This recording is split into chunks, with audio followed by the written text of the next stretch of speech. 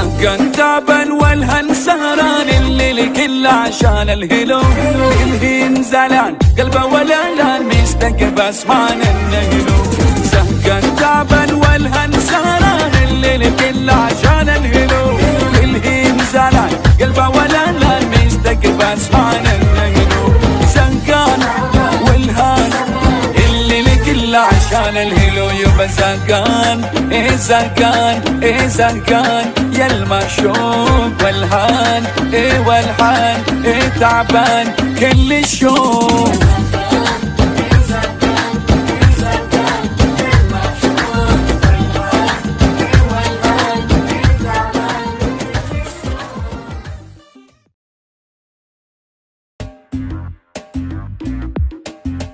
Apa kabar Mas Nisar?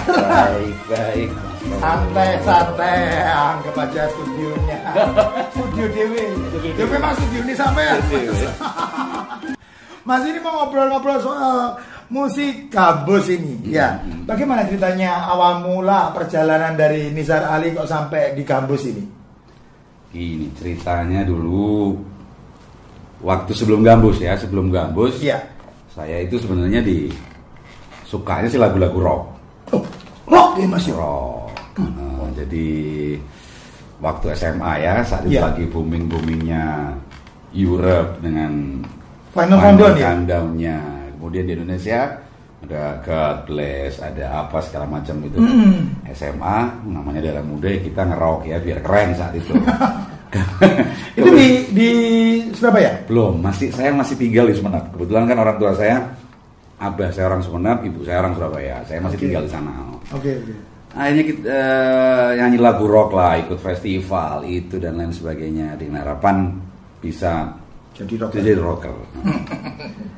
Setelah itu, setelah lulus SMA, saya pindah di Surabaya ke tahun 91 gitu ya. Yeah. Pindah Surabaya, mencoba peruntungan nyanyi rock lagi. Ternyata apa Bang? Surabaya itu rockernya hebat. Dan untuk cari penghasilan dari rock yang bisa harian itu susah sekali karena di sini kan ternyata rockernya hebat-hebat tapi hariannya juga pokoknya gudang musisi dan penyanyi Surabaya hebat-hebat pokoknya begitu. Iya separuh putus asa dan lain sebagainya itu, tapi sempat ya pada saat kuliah, saya masuk kuliah, saya masih sempat nyanyi di beberapa klub gitu ya, istilahnya kalau dulu kan klub ya zaman-zaman itu pub lah, kalau sekarang restoran gitu ya, nyanyi di hotel A, B, C dan lain sebagainya untuk sambil lalu biaya kuliah lah bantu-bantu. Lulus kuliah, saya vakum dulu karena saya pikir ini percuma nih, jiwaku rock tapi aku dipaksa nyanyi top 40 di acara-acara di. Oke. Anda waktu itu ngambil kuliahnya apa? Kuliah di pariwisata. Pariwisata ya. Jadi setelah Anda lulus kuliah, Anda bekerja dulu. Sempat kerja di beberapa hotel di Surabaya ya, pindah ya, hijack gitu pindah sih untuk naikin kepangkatan lah di hotel gitu. Tapi tetap panggilan jiwa di nyanyi itu masih ada. Tapi akhirnya saya kubur udahlah jangan nyanyi nggak ada hasilnya lah, percuma lah gitu. Iya. Aku rock tapi sementara saat itu rock sudah mulai turun tahun 94 95 itu sudah mulai menurun gitu. Setelah Nirwana waktu itu ya. Sepertinya ya betul. Jadi harapan saya untuk jadi pemusik, God bless, terus kayak Van Halen begitu udah habislah ceritanya.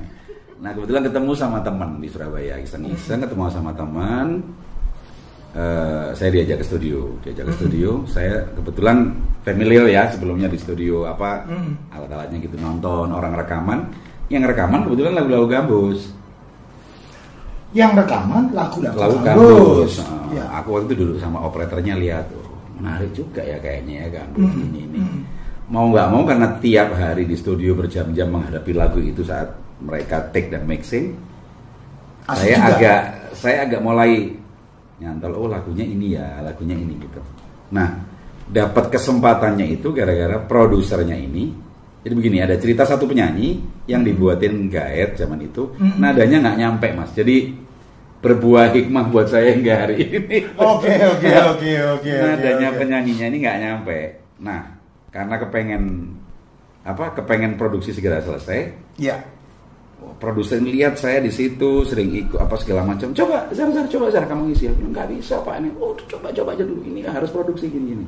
Ya udahlah, masuk di dalam take dengan ala kadarnya begitu. Ya. Ternyata itu Tuhan menulis nasib lain buat saya. Jadi dari situ masih bentuk kaset ya waktu itu ya. Kaset zaman itu.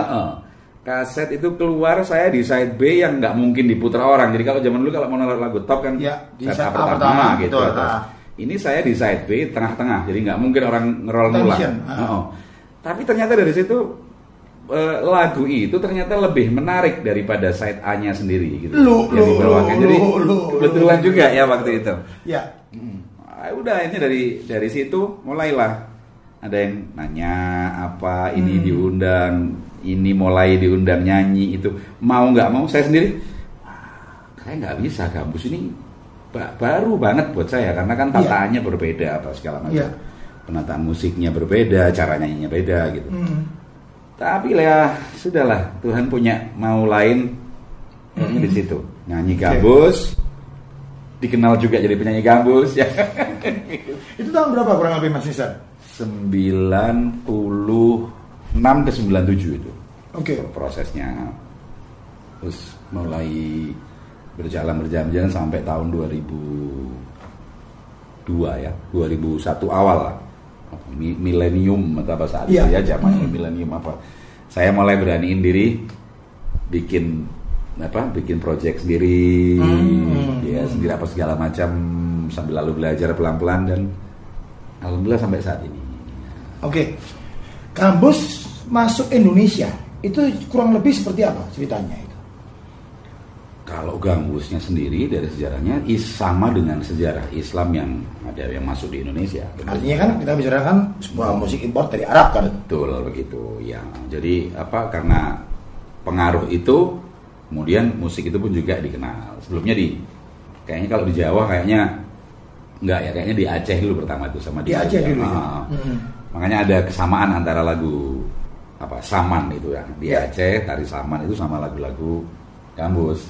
Dan alat-alat yang dipergunakan sampai sekarang sama yang dipergunakan ya alat-alat itu kayak seperti gendangnya, terus alat musik gitarnya itu sama yang dipakai. Nah, di Jawa ini akhir-akhir kemudian ada perubahan komposisi, disesuaikan ya dengan dengan kultur budaya masing-masing gitu kira-kira secara.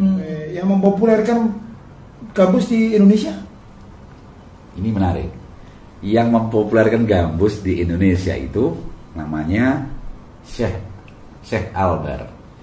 Dia itu ayahnya Ahmad Albar. Oh iya. Jadi ayahnya yang ngetopin Gambus, anaknya yang ngerok. Saya ikut anaknya tapi saya nggak bisa ikut bapaknya kayak. Tapi ini yang menarik juga. Yang mempopulerkan Gambus itu kan Syekh Albar, betul. Anda kan ngefans sama Ahmad Albar, ya. Mau jadi rocker. Tapi malah yang neruskan Gambus malah Anda. Jangan-jangan Anda itu anaknya Syekh Albar gitu ya. Nah ini betul kan? Unik kan? Unik.